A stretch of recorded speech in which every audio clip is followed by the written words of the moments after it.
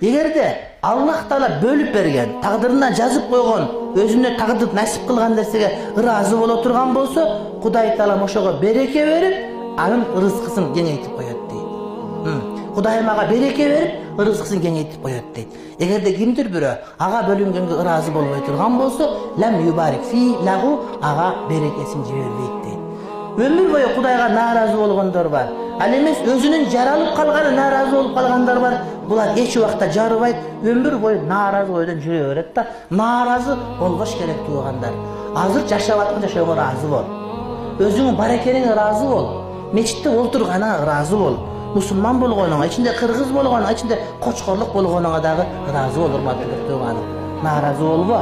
Түшүнүктүү урматтуу бир тууганым. Сага окшогон кыргыз Кытайда отурат. Үйүндө эмес түрмөдө. Сен биякта отурасың.